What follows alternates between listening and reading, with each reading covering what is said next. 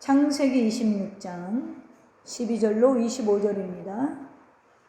이삭이 그 땅에서 농사하여 그 해 100배나 얻었고 여호와께서 복을 주심으로 양과 소떼를 이루고 종이 심이 많으므로 블레셋 사람이 그를 시기하여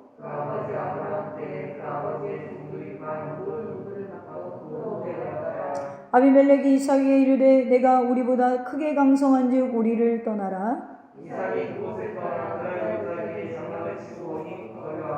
그 아버지 아브라함 때에 팠던 우물들을 다시 팠으니 이는 아브라함이 죽은 후에 블레셋 사람이 그 우물들을 메웠습니다. 이삭이 그 우물들의 이름을 그의 아버지라 부르던 이름으로 불렀더라.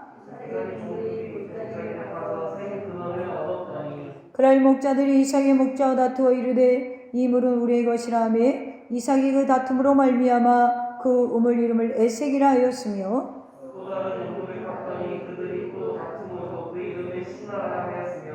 이삭이 거기서 옮겨 다른 우물을 봤더니 그들이 다투지 아니하였으므로 그 이름을 르호봇이라 하여 이르되 이제는 여호와께서 우리를 위하여 넓게 하셨으니 이 땅에서 우리가 번성하리로라 하였더라. 그 밤에 여호와께서 그에게 나타나 이르시되 나는 내 아버지 아브라함의 하나님이니 두려워하지 말라. 내 종 아브라함을 위하여 내가 너와 함께 있어 내게 복을 주어 내 자손이 번성하게 하리라 하신지라. 제단을 쌓고 여호와의 이름을 부르며 거기 장막을 쳤더니 이삭의 종들이 거기서도 우물을 팠더라. 아멘. 오늘 하나님 말씀의 제목은 믿음이 있는 자의 여유라는 제목으로 저와 여러분이 은혜를 나누겠습니다. 여러분 좀 여유를 가지시기를 주님의 이름으로 축원합니다. 네, 우리는 늘 요즘 세상이 좀 쫓기며 사는 세상이 아닌가. 우리가 좀 불안한 세상에서 사는 것이 아닌가 그런 생각이 좀 듭니다. 그래도 우리 믿음이 있는 자에게는 여유가 좀 있어야 되지 않나. 그래서 오늘 제가 오늘 본문을 가지고 저와 여러분이 참 말씀 속에서 위로를 좀 받고자 그리고 또 소망을 좀 찾고자 오늘 본문을 선택했습니다. 자, 성경에서 아브라함과 이삭과 야곱을 일으켜 우리가 뭐라고 부르냐면 믿음의 조상이다 이렇게 불러요. 아브라함과 야곱에 대한 이야기가 성경에 굉장히 많은 부분을 차지하고 있죠. 반면에 그 사이 낑긴 이삭의 얘기는 좀 적어요. 재미난 제가 질문 하나 해보죠. 자, 아브라함과 이삭과 야곱 중에 누가 제일 복을 많이 받았을까요? 육신의 복을 누가 제일 많이 받았을까요? 아브라함, 이삭, 야곱. 비둥비둥할 것 같아요? 보통 우리가 야곱이라고 생각을 많이 해요. 12지파 아버지니까. 가장 육신적인 복도 많이 구했어요. 예. 직접적으로 이 사람 자기 재산을 불리기 위해서 하나님한테 기도했던 사람이기 때문에 그러나 굳이 제가 한번 따져보면 저는 이삭이라고 생각해요. 그리고 아브라함이고 마지막으로 야곱이라고 생각하거든요. 왜 그러냐면 야곱은 나중에 자신의 말년에 가서 바로 왕에게 가서 내가 험악한 세상을 살았다. 창세기 40장 9절에 말하거든요. 험악한 세상을 살았다는 건 스스로가 굉장히 뭐라 그래요. 참 힘들게 살아왔다는 걸 느끼는 고백하는 이야기죠. 그런데 오늘 본문에 보면 12절과 13절에 보겠습니다. 이삭이 그 땅에 농사하여 그 해 100배나 얻었고 여호와께서 복을 주심으로 그 사람이 창대하고 완성하여 마침내 뭐가 됐다? 거부가 됐다. 자, 여러분 생각해 보세요. 이삭의 원래 직업이 뭐죠? 목축업을 했잖아요. 농부가 아니에요. 농부가 아닌데 유목민이었는데 이삭이 하나님 말씀대로 그랄 지역에 거주하면서 농사를 지었더니 그 해에 100배나 얻었더라 이렇게 기록해요. 여러분 이게 왜 중요하냐면 중동 지역에서는 10배만 수확을 거둬도 굉장히 그 해에 풍년 농사예요. 10배는 얻기도 힘들어요. 그런데 100배나 얻었다라는 건 말이 측량을 해서 100배를 얻었다는 게 아니라 우리가 표현을 할 때 와 뒷담 하나 이렇게 표현하잖아요. 애들이 뒷담 하는 게 뭐예요? 그게 애들 기준으로는 100배가 될 수도 있고 1000배가 될 수도 있잖아요. 그런 표현이란 말이에요. 한없이 어떻게 측량할 수 없이 하나님이 이삭에게 복을 내려주셔서 그가 거부가 됐다 이렇게 표현을 해요. 그러니까 농사를 지어서 하나님이 이삭에게 육신적인 물질의 복을 주셨다는 거예요. 그러니까 본문을 싫어할 리가 없겠지. 본문을 좋아할 수밖에 없죠. 그래서 이삭을 참되게 하시고 왕성하게 하셔서 마침내 거부가 되었더라. 자, 우리는 종종 다른 사람들이 육신적으로 잘 되고 복을 받으면 기복신앙이다 해서 좀 좋아하지 않죠. 더구나 우리 교회는 이런 설교 잘 안 해요. 잘 안 할 거예요. 제가 몇 년에 한 번 할까 말까. 잘 안 해요. 하면 좋은데 제가 요런 쪽으로 여러분이 빠질까봐 잘 안 해요. 그런데 물론 우리가 육신적인 복 때문에 하나님을 섬기면 그게 기복주의적인 신앙이에요. 그러나 또 육신의 복을 하나님보다 더 사랑하고 섬긴다면 잘못된 것이지만 성경을 보면 하나님께서는 우리가 영적으로만 잘 되는 걸 원하는 게 아니라 영육간에 잘 되기를 원하세요. 할렐루야. 자, 우리 하나님 아버지께서는 우리가 영적으로 잘 되는 것만 원하는 게 아니라 당신의 자녀들이 다 다방면으로 잘 되기를 원하시는 분이에요. 그러니까 영육간의 복을 받기를 원해요. 근데 왜 우리는 못 받을까? 이것이 문제로다. 그가 찔림은 우리 허물을 인하며 그가 상함은 우리 죄악 때문이라. 그가 징계를 받음으로 우리가 평안을 누리고 그가 채찍에 맞음으로 우리가 나음을 입었도다. 여러분, 우리는 단순히 육만 아니라 전인구원의 축복을 받았다고 했잖아요. 전인구원이라 하면요, 영혼, 질병, 환경, 마귀로부터의 구원을 말하는 거예요. 오늘 육신적인 복이라는 것이 본문에 나오는 것처럼 여러분 단순히 재물만 내리는 게 아니라 한 예를 들면 이삭은요, 가정의 복도 받았어요. 무슨 얘기냐면 이삭은 늦은 나이에 결혼했지만 리브가를 아내로 맞아서 그녀만 사랑했어요. 이건 굉장히 중요한 초점이죠, 여러분. 그러니까 이 당시에는 아내를 많이 둘 수 있는데도 성경에 보면 이삭이 늦은 나이에 결혼했지만 리브가만 사랑해요. 그러니까 여러분, 이삭의 평생을 보면 굉장히 평안하다. 저는 이삭을 되게 평안하다. 이삭 보면 평안해요. 저는 오늘 여러분의 삶에도 이런 영육간의 은혜가 임하기를 주님의 이름으로 축원합니다. 요즘 제가 어디 가서 뭘 사려고 보면 깜짝 놀래요. 왜 놀래냐? 물가가 너무 올랐어. 이 국화도 어제 사러 갔는데요, 2배가 오른 거예요. 약간 충격이었어요, 저는. 이게 얼마나 흔한 꽃이에요? 근데 이걸 판매할 때는, 이걸 이렇게 만들려고 할 때는 인건비, 뭐 등등등, 재료비, 뭐 등등 들 거 아니에요? 2배가 올랐어요. 물가가 너무 올랐다는 것이죠. 그래서 정말 지금 살아가는 세상, 그리고 앞으로 우리가 살아갈 세상이 어렵다라는 게 피부로 느껴진다는 거예요. 그런데 오늘 이런 아주 악조건 속에서 잘된 사람이 있으니 그 이름도 유명한 이삭이라는 거예요. 우리 26장 1절에 볼까요? 아브라함 때 첫 흉년이 들었더니 그 땅에 또 흉년이 들매. 아브라함이나 이삭의 시대에 흉년이 들었다는 거예요. 그러니까 여러분, 누구나 이 흉년을 만날 수 있죠. 어떻게 보면 지금 세상이 코로나 이후 시대가 우리에게 흉년일 수 있어요. 일을 아무리 해도 우리가 물가를 따라잡을 수 없고, 이게 흉년일 수 있습니다. 흉년을 맞이할 때 하나님이 당신이 택한 백성을 어떻게 축복하시는가, 오늘 본문을 보면서 여러분 도전이 되시고 위로가 되시고 여러분의 삶이 이렇게 회복되어지기를 주님의 이름으로 축원합니다. 우리도 굉장히 악조건 속에서 살아가지만 오늘 이삭은 굉장히 여유로워요. 여러분, 우리는요, 조금만 위기가 오면요, 마음이 급해지고 조급해지고 불안하고, 그런데 이삭은 오늘 위기 가운데 굉장히 여유로움을 떱니다. 믿는 구석이 있으니까. 그 믿음으로 백배 기적을 만난 사람이 있으니, 여러분 우리가 사는 악조건이라고 할지라도, 여러분 세상이 어렵다 할지라도 오늘 여러분의 삶에도 이런 은혜가 있기를 간절히 주님의 이름으로 축원합니다. 여러분 어려울수록 첫째로 하나님의 복이 근원이라는 사실을 잊으면 안 돼요. 어려울수록 여러분 오늘 12절 끝에 보면 이렇게 돼 있어요. 여호와께서 복을 주심으로. 그러니까 이삭이 복을 받는 이유는 여호와께서 복을 주셨다.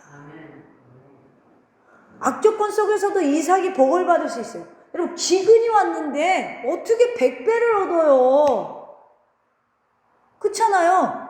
그것도 유목민이, 양을 치는 사람이 어떻게 농사를 졌는데 100배를 얻어요.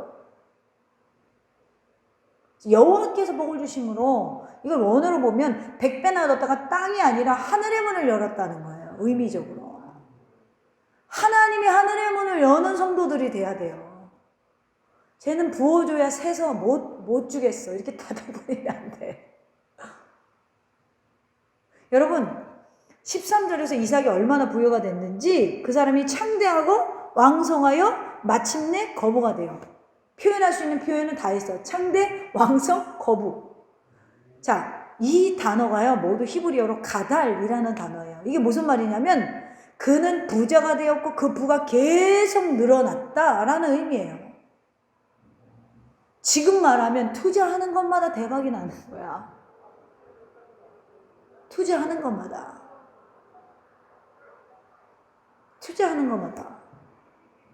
여러분 14절에 양과 소떼를 이루었다? 그랬더니 뭐예요? 종이 심이 많아요. 양과 소떼를 이루려면 누가 필요하죠? 인력이 필요하잖아요. 그러니까 종이 많은 거예요. 셀 수가 없는 거예요. 이것들을 관리할 종도 수가 계속 늘어나는 거예요. 그런데 지금 이삭이 살고 있는 데가 어디예요?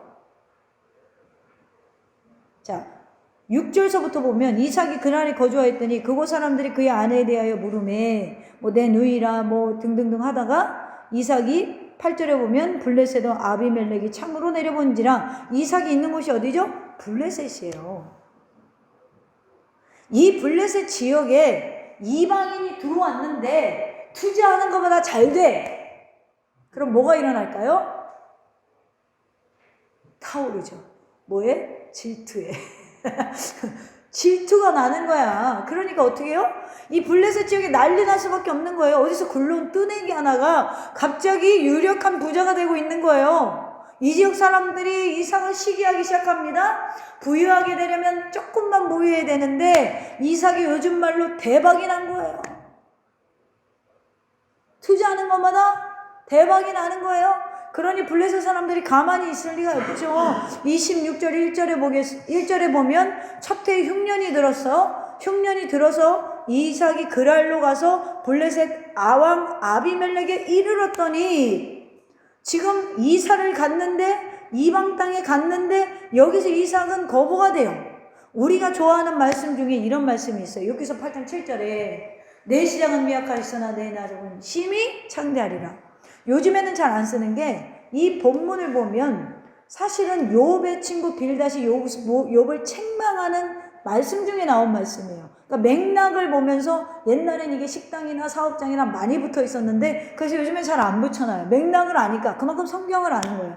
그런데 이 문맥이 여러분 그렇다 할지라도 미약하게 시작하였지만 나중은 심히 창대하게 되는 것은 여러분 하나님의 축복을 받는 사람들의 일반적인 모습이에요. 빈손에서 시작해서 이제 두 손이 가득해진다라는 거예요. 두 손이 가득해진다라는 거예요. 자, 아브라함이 그래요. 기근을 맞아서 애굽으로 내려갈 때 가나안 나그네로 왔는데, 창세기 13장 2절에 보면 아브라함에게 가축과 응급이 풍부하였더라 이렇게 되어 있어요. 요셉도 내려갈 때는 애굽의 노예로 내려갔지만 그는 그곳에서 애굽의 총리의 자리에 이릅니다. 오늘 이삭은 흉년 때에 내려갔지만 이곳에서 거부가 되었어요. 흉년으로 시작했는데 심히 부요함과 번성함과 우물을 얻는 것으로 26장의 이야기를 마치고 있어요. 그렇지만 이삭이 이렇게 거부가 될 수 있는 능력이 있었나요? 없었어요. 더군다나 농사질지 모르는 사람이었어요. 이삭이 많은 사람들이 이렇게 평가해요. 우유부단하다. 우유부단하고 착하다. 그건 좋게 표현해서 그렇고. 이삭이 좀 바보 같은 모습이 굉장히 많아요. 살아가면서. 아브라함은 믿음의 사람이라고 부르고 야곱은 12지파의 아버지인데 반면에 이삭을 우리는 흔히 그냥 온유한 사람이다. 좋은 의미로 착한 사람이고 부정적인 의미로는 좀 바보 같은 사람이다. 이삭의 일생이 그랬어요. 이삭은 아버지 아브라함의 그늘 아래 살았던 사람이에요. 아브라함이 100세 얻었죠? 얼마나 애지중지했겠어요. 젊은 나이에 아버지에 의해서 모리아 제단에 바쳤던 경험이 있었어요. 한번 죽어본 사람이죠. 아브라함이야 자기 믿음을 보였다 하지만 이삭의 입장에서 본다면 얼마나 충격적인 경험이겠어요. 아버지가 너무 강하거나 위대하면 아들이 힘이 들어요. 늘 아버지에 미치지 못해서 위축이 됩니다. 오늘 5절 말씀에 보면 아브라함이 내 말을 순종하고 내 명령과 내 계명과 내 율례와 법도를 지켰습니다. 24절에도 보면 나는 내 아비의 하나님이니 아브라함의 하나님이니 두려워 말라. 내 종 아브라함을 위하여 내가 너와 함께 있어 내게 복을 주어 내 자손으로 번성케 하리라 하신지라. 여러분, 아브라함의 그림자가 이삭을 이야기하는데 5절에서도 24절에서도 아브라함 이야기를 하나님이 계속합니다. 그러니까 이삭의 인생에 여러분 아브라함의 그림자를 지우기가 쉽지 않아요. 아버지 아브라함 때문에 복을 받게도 되었지만 하나님의 시선이 이삭을 볼 때도 아브라함을 통해서 보는 거예요. 아브라함의 아들이야. 아브라함의 아들이야. 아브라함의 아들이야. 그러니까 역으로 이삭의 입장에서는 항상 아버지보다 자기가 부족한 거야. 아브라함 때문에 복은 받았지만 이삭이 아브라함을 따라갈 수가 없는 거예요. 그러니까 이 모습 때문에 이삭이 얼마나 위축이 됐겠냐는 거예요. 이삭은요, 결혼도 자기 힘으로 못해요. 아브라함이 그짝 리브가를 먼 곳에 가서 구해왔잖아요. 리브가요, 굉장히 강한 여자입니다. 이삭이 뜻하는 반대로 독단적으로 행동할 때가 되게 많아요. 이삭의 아들들 또한 드세요. 아버지 속이잖아요, 막. 에서와 야곱 뱃속에서부터 싸우고 나오는 형제들이잖아요. 결국 자신의 뜻 따라 에서에게 축복을 주지 못합니다, 이삭이. 야곱의 속임수에 속아서 야곱에게 복을 줘요. 15절 이하의 말씀에 보면 이삭이 4번 걸쳐서 우물을 파는 장면이 있는데 번번이 자신의 우물을 파놓으면 이웃이 와서 빼앗아가 버려요. 3번을 빼앗기고 4번째 겨우 우물을 자기 소유로 할 수 있었어요. 그만큼 그는 자기 것도 잘 지키지 못하는 사람, 싸우지 못하는 사람. 요즘은 이런 사람을 바보라고 하죠. 예전에는 흥부와 놀부 중에 놀부가 뭐한 사람이었어요? 나쁜 사람. 근데 요즘은 그렇게 안 봐요, 여러분. 흥부가 나쁜 사람이야. 왜 무능력한데 애는 왜 이렇게 많이 나? 이러잖아요. 요즘에는 젊은 청년들은 놀부를 지지해요. 상징적으로 놀부가 인기가 많아요. 그러니까 이런 시대에 이삭이, 여러분 이삭처럼 사십시오. 공감이 가냔 말이야. 공감이 안 가. 결혼을 못해도, 아내가 드세도, 아들들이 기가 세도, 기근이 와도, 우물을 빼앗겨도 이삭은 자신의 방법을 동원을 안 해요. 성경 가만히 보세요. 저는 이것을 우유부단이라고 표현하고 싶지 않아요. 저는 신앙 있는 자의 여유라고 보고 싶어요. 할렐루야. 우리는 여러분 긍정적으로 봐야 되잖아요, 성경은. 여러분 믿는 자는 이런 여유가 있어야 돼요. 아무것도 안 한 것 같지만 하나님이 도우셔. 하나님의 때를 기다릴 줄 아는 여유. 이삭이 아버지 아브라함이 어떻게 살았는지 그 신앙을 그대로 물려받았잖아요. 그러니 내가 나서지 않아도 하나님께서 이룰 수 있다는 믿음을 가지고 있는 거예요. 아버지가 자기 힘으로 해서 되지 않는다는 걸 이삭이 알았을 거 아니에요. 여러분, 아브라함은 이스마엘이라는 슬픔과 실수와 아픔을 갖고 있는 사람이에요. 그 형이 쫓겨나는 것까지도 봤어요. 누가? 이삭이. 그러니까 이삭이 뼈저리게 갖고 있는 게 뭘까요? 사람의 방법은 하나님 앞에 안 통한다는 걸 시청각 자료로 생활 속에서 배우지 않았겠어요? 우리가 좀 추론을 해보자는 거야. 그러니까 이삭이 무슨 일을 당했을 때 물론 실수는 했지만 아브라함과 같은 실수 똑같이 했지만 이삭은요 태도 자체가 굉장히 여유롭고 다급해하지 않고 그리고 뭐예요? 싸우려 하지 않아요. 저는 이걸 하나님의 때를 기다리는 믿음이었었다라고 평가하고 싶다는 거죠.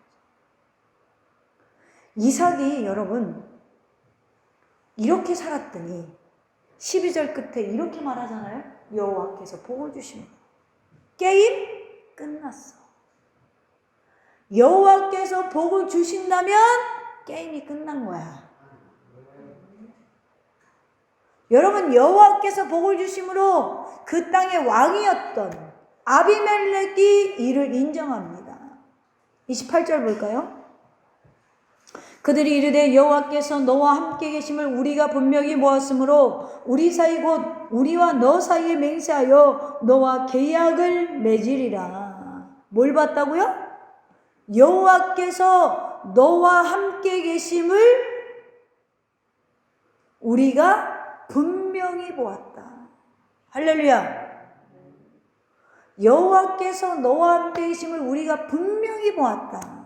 하나님께서 이삭에게 복을 주셨잖아요. 이삭이 잘나서 어부가 된 것이 아니라 하나님이 도와주셔서 농사의 100배의 결실을 맺도록 만들어 주셨고 돈이 계속 쌓여 거부가 되도록 만드셨다는 거예요.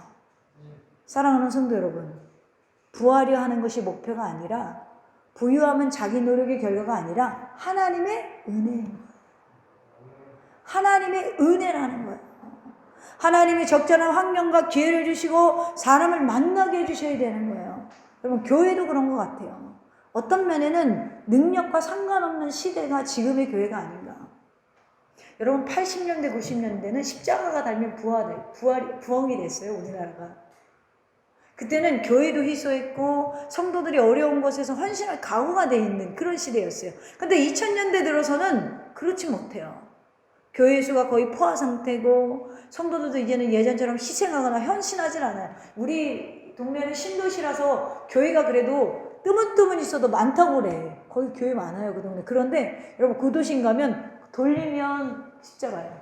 이렇게 돌리면 교회 간판이야. 건물마다 들어와 있어요. 왜 그래요?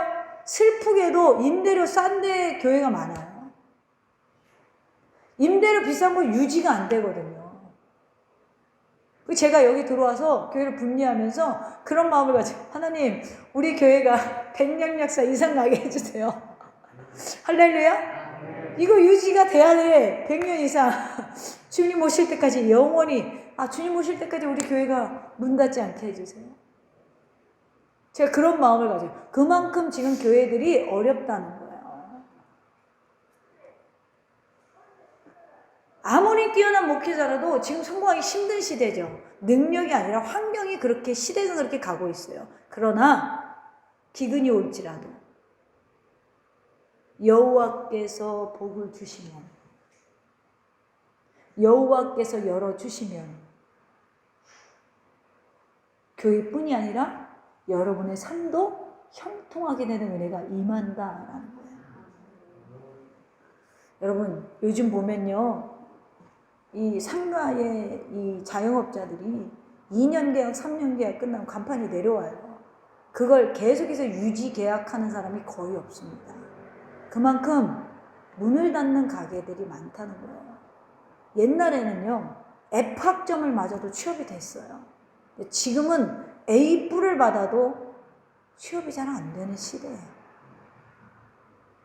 사람이 능력 갖고 성공할 수 있는 시대가 이제는 아니라는 거야. 기회와 환경도 잘 만나야 되는 시대. 그런데 여러분, 성경에서 오늘 그걸 말하죠? 그걸 주장하는 분이 누구다? 하나님이다. 그걸 주장하는 분이 하나님이다. 사람이 운이라고 하지만 우리는 하나님의 운이라고 해요. 하나님의 은혜라고 해요. 이 은혜를 여러분의 시대에도 누릴 수 있는 저와 여러분 되기를 주님의 이름으로 축원합니다. 두 번째로, 여러분, 이런 이삭에게 뭐가 있어요? 진정한 온유함과 겸손함이 있었어요. 모든 것이 하나님의 은혜라고 해서 인간이 전혀 아무런 노력도 하지 않아도 된다는 말은 아니에요. 하나님은 자기의 뜻을 쫓아서 행하는 사람에게 복을 주십니다. 우리는 이삭을 온유한 사람이다. 온유한 사람은 바보 같고 쑥맥 같지만 온유라는 말은 그런 의미가 아니에요, 여러분. 어떤 분이 온유를 설명하는데 제가 되게 개인적으로 은혜가 됐어요. 이렇게 설명을 하더라고요. 온유는 어린아이를 안고 있는 거인의 모습과 같다. 힘이 있지만 아이에게 힘을 쓰지 않는 것. 이 사람들은 사람에게 힘을 쓰지 않고 하나님 말씀을 지키고 순종하기 위해서 힘을 쓰는 사람들이 온유한 사람이다. 그렇습니다. 누가 이것을 모범으로 보이셨죠? 예수님은요. 우리 예수님은 십자가에서 내려오실 수 있었지만 내려오지 않으셨어요. 성부 하나님의 뜻을 이루기 위해서, 자신의 백성을 살리기 위해서 여러분 자신이 고통받는 자리에서 벗어날 수 있으셨지만 그 고통을 참으시고 마침내 승리하셨습니다. 벗어나지 않으셨어요. 여러분, 진정한 온유란 그러므로 충성과 연결이 되는 거예요. 그 충성을 하기 위해 하나님의 말씀을 지키고 순종하는 데 힘을 쓰는 사람, 헛된 데 힘을 낭비하지 않고 하나님의 뜻을 이루는 데 힘을 쓰는 사람. 여러분, 이것이 바로 온유하다. 여러분, 고대 사회에서 우물은 생명과 같습니다. 사람뿐만이 아니라 가축과 농사를 짓는데 물이 없으면 할 수가 없어요. 그런데 이삭이 육신적으로 오늘 100배나 복을 받은 것을 보면서 블레셋 사람들은 계속해서 뭘 메꾸죠? 우물을 메꾸는 거예요. 농사에는 뭐가 필요해요? 물이 필요하니까 물을 막아버리는 거예요. 여기서 우물을 메운다는 것은 여러분 서로 싸우겠다라는 전쟁의 의미가 있습니다. 또 떠나라는 의미가 있어요. 그러니까 여기를 떠나지 않으면 싸워서 내가 너를 이기겠다. 싸우자 우리. 그래서 16절에 보면 아비멜렉이 이삭에게 이르되 내가 우리보다 크게 간성한즉 우리를 떠나라. 이거 뭐하고 이야기한 거예요? 15절에 그 아버지의 종들이 판 우물을 막고 흙으로 내었더라. 우물을 막고 뭐라고 그러냐면 떠나라라고 말해요. 누가? 이 지역의 왕이. 우리 같으면 끝까지 싸워서라도 우물을 지키려고 할 거예요. 그런데 이삭은 싸우질 않아요. 그곳을 떠나서 그랄 골짜기에 거합니다. 그랄 땅 밖으로는 안 나가 또. 왜요? 애굽으로 가지 말랬잖아요. 그러니까 이삭의 입장을 생각해 보세요. 나가! 안에서는. 하나님은 여기 떠나지 마. 그러니까 어떻게 해요? 골짜기가 있는 거야. 그래도 안 써.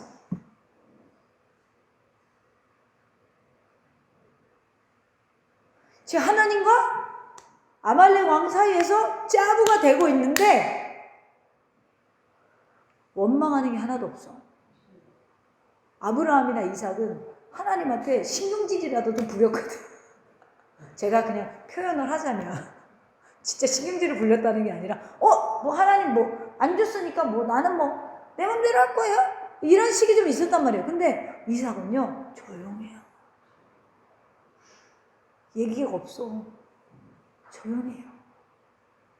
그래서 뭐예요? 17절에 이삭이 그곳을 떠나 그랄 골짜기에 장막을 치고 거기 거류하며 그 아버지 아브라함 때 팠던 우물들을 다시 팠으니, 그러니까 수맥이 있는 곳을 아니까 팠다는 거예요. 이사 가서 또 파요. 18절에 또 우물을 파고 19절에 그 골짜기에도 뭐가요? 샘 근원을 얻었더니 물이 또 나와. 할렐루야. 그런데 20절에 보면 그랄 목자들이 이삭의 목자와 다투어 이르되 이 물은 우리의 것이라 하며 이삭이 그 다툼으로 말미암아 우물의 이름을 에색이라 하였으니, 그 지역에 이제 물을 짐승을 먹이는 목자들이 와서 이 샘의 근원이 우리 건데 그러고 또 막아버리는 거예요. 그러니까 이삭이 하는 것마다 잘 됐다는 거야. 계속 막는 거야. 못하게. 그래서 거기를 다퉈서, 다툼이라는 이름의 뜻에서 에색이라고 그래요. 그런데 또 21절에 보면 또 다른 우물을 팠더니 그들이 또 다툼으로 그 이름을 신나라 합니다. 증오라는 이름이 신나예요. 자, 나를 증오하는구나. 그래서 신나라고 이름을 합니다. 자, 이삭은 22절에 거기서 옮겨 다른 우물을 팠더니 그들이 다투지 아니하였으므로 그 이름을 르호봇이라 합니다. 여러분, 2번이나 막았으니까 좀 두렵지 않았겠어요? 지금 소문을 들었을 거 아니에요. 아비멜렉도 막았고 지금 목자들도 막았단 말이에요. 3번이나 막았는데도 또 물이 나와요. 그러니까 더 이상 싸우지 않아요. 그 사람들도. 그래서 하나님께서 우리를 위해 넓히셨다는 이름의 뜻에서 그것을 르호봇이라고 합니다. 넓혔다는 것은 성경에서 마음이 여유롭다, 너그럽다라는 뜻을 가지고 있어요. 그래서 이삭은 마음을 넓히고 너그럽다는 르호봇에서 우리가 번성하리로다 라고 합니다. 여러분, 이삭이요, 바본가요? 아니면 내내 여유가 있는 건가요?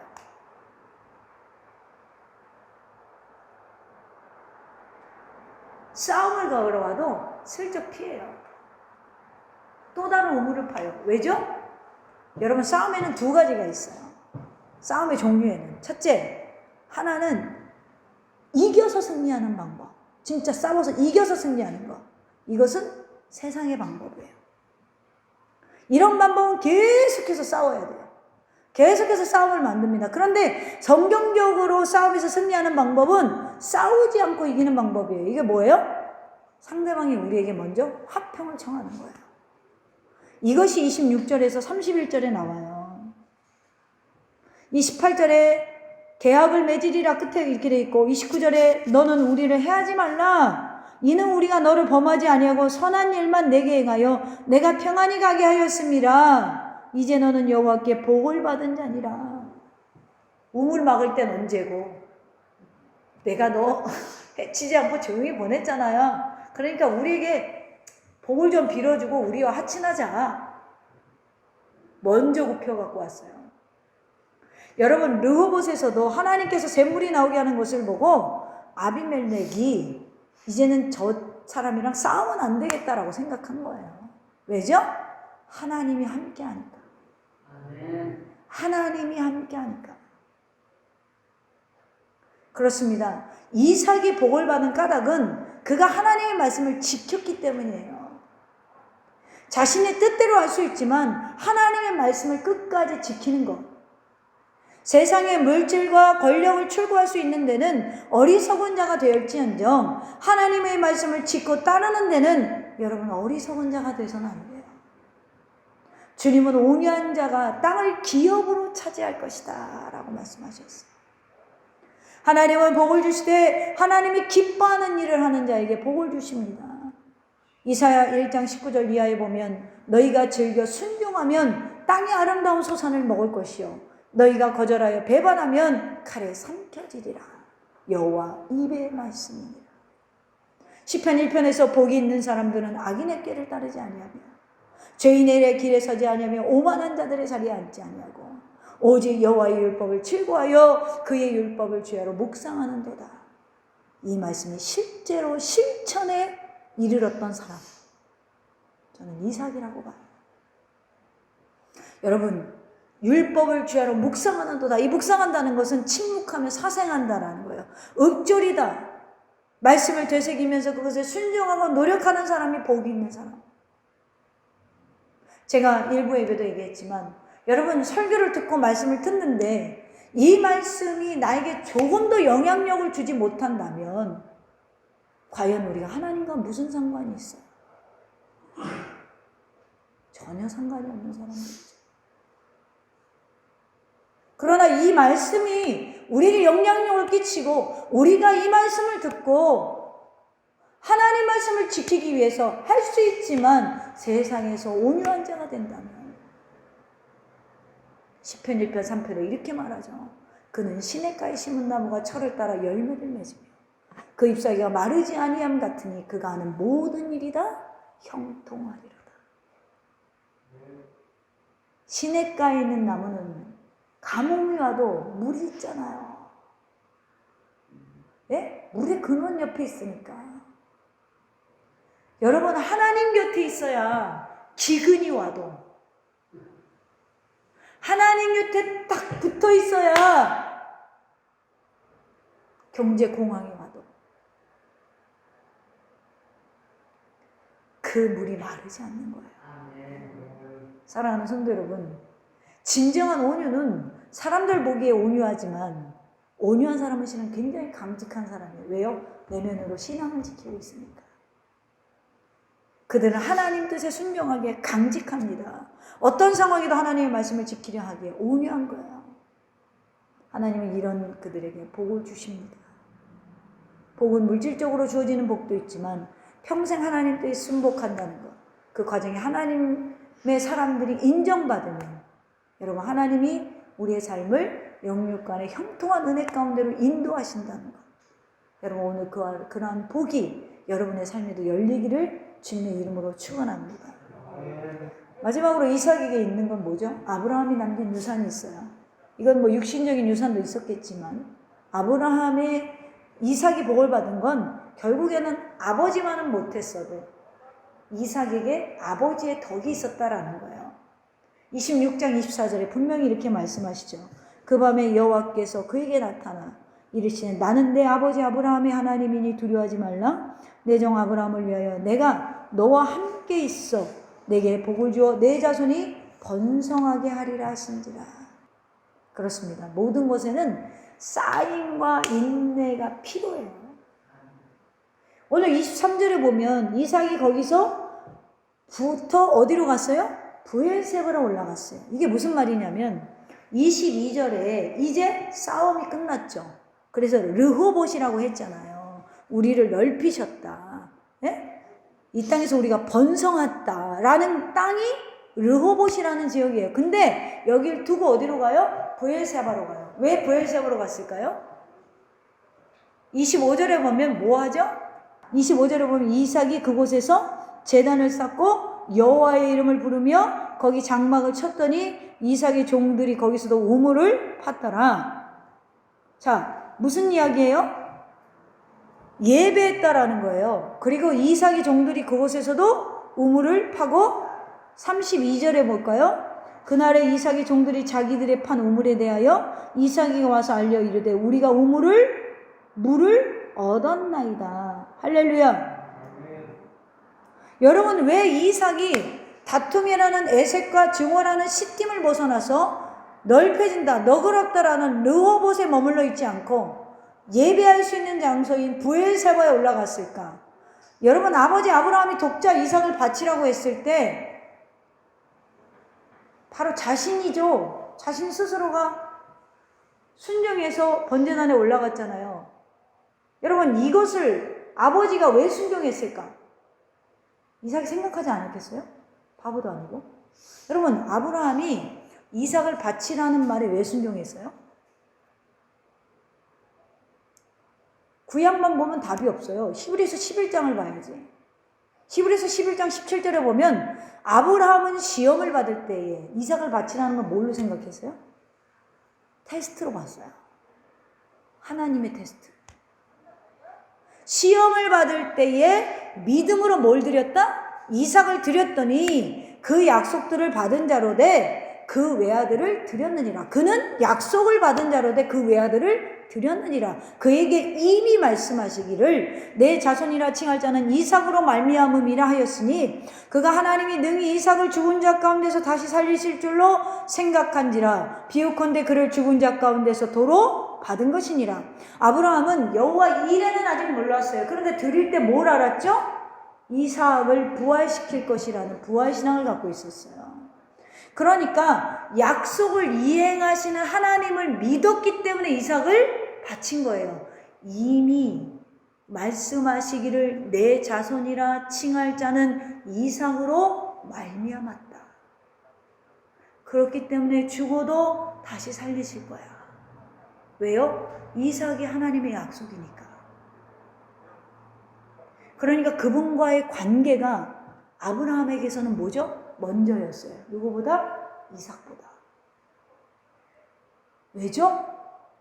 하나님과의 관계가 이삭을 통한 복이니까. 하나님과의 관계를 통해서 이삭을 통한 복이 오니까. 할렐루야? 여러분, 그래서 이삭이 이걸 그대로 배운 거예요. 그래서 형통한 자리에 주저앉아 있지 않고 예배하는 자리로 갑니다. 여러분, 왜 그곳에서 여호와의 이름을 부르고 예배하고 그곳에 장막을 치고 그곳에 우물을 파고 물을 얻습니까? 우리 같으면 다툼과 증오가 해결되고 너그러운 마음 가지고 있으면 모든 게 해결되는 거 아니에요? 그런데 왜 이삭이 르호봇에 머물지 않고 브엘세바의 장막을 칩니까? 그 이유는 하나님이 아니면 인간관계는 얼마든지 깨질 수 있다라는 거예요. 할렐루야? 여러분, 지금 내가 잘해서 이 사람과 관계가 맺고 있다고 생각하시죠? 내가 지금 똑똑해서 이 업체와 내가 관계를 계속 맺고 있다고 생각하죠? 내가 정말 장사를 잘해서 하나님이 이 매출을 내게 주셨다라고 생각하시나요? 오산이에요. 내가 일을 잘해서 이 직장에 내가 사람들에게 잘해서 이 관계 아니에요. 하나님이 유지시켜주고 있는 거예요. 하나님이 끊고 자시면 끊어버려요. 우리가요, 하나님과의 관계가 먼저지 내 인생에 있는 이런 관계, 직장, 너 사업, 뭐 인간관계 이거요, 하나님한테 다 달려있는 거예요. 그래서 우리는 가장 잘 보여야 되는 게 하나님이에요. 하나님이에요. 제가 참 사람과 사람 관계에서 사람을 잘 대해주고 이러면 관계가 유지될 거라고 생각했던 적이 있었어요. 목회하면서 성도들한테 잘해주면 이 사람들이 우리 교회에 오래 있겠다. 정말 아주 뼈저리게 오산이라는 걸 알았죠. 그러니까 저는 위기가 딱 오면 내가 하나님이랑 뭐가 틀어졌지? 내가 사람을 만나? 이거부터 생각을 해요. 제가 사람을 안 보진 않아요. 왜요? 사람이잖아요. 사람이니까 저 실수 많이 합니다. 근데 제게 장점이 있으면 되게 빨리 돌이켜요. 제가 고집도 세고 굉장히 강한 성격인데 그거가 안 된다는 걸 아니까 딱 뭔가 신호가 느낌이 삐리리 하면 돌이켜야 돼. 누구에게? 하나님께. 하나님, 제가 그 사람을 의지했군요. 하나님, 제가 돈을 의지했군요. 하나님, 제가 이걸 자랑했군요. 용서해 주세요. 그럼 그게 다시 빨리 회복돼요. 여러분, 하나님 아니면 우리가 맺고 있는 모든 관계는 얼마든지 깨어질 수 있어요. 아비멜렉과 지금 화천하고 계약을 맺었지만 하나님의 은혜가 아니면 이게 유지가 안 된다는 걸 이삭은 알아요. 사랑하는 더sem에 가진 여러분, 형통해서 형통한 자리에 앉아있는 게 복이 아니에요. 복의 근원이신 하나님과의 관계가 더 형통한 길로 가는 지름길이에요. 왜죠? 약속을 이루시는 게 누구죠? 하나님이잖아요. 우리가 아니에요. 사람이 아니에요. 그래서 여러분, 갈등이 있습니까? 다툼이 있습니까? 증오가 있습니까? 그러면 그럴수록 예배 자리를 지키셔야 돼요. 예배 앞으로 달려나오셔야 돼요. 예배하는 곳에서 생수의 근원이신 하나님을 만나셔야 돼요. 그래야 파도 또 물이 나와. 누가 막아도 또 물이 나와. 할렐루야. 여러분 오늘 그 주님을 만남으로 성령 충만하시기를 바랍니다. 하나님이 주시는 축복을 누리시기를 바랍니다. 하나님이 나와 함께 하시는 하나님을 느끼며 한 주간 동안도 여러분의 파는 우물에 물이 마르지 않기를 주님의 이름으로 축원합니다.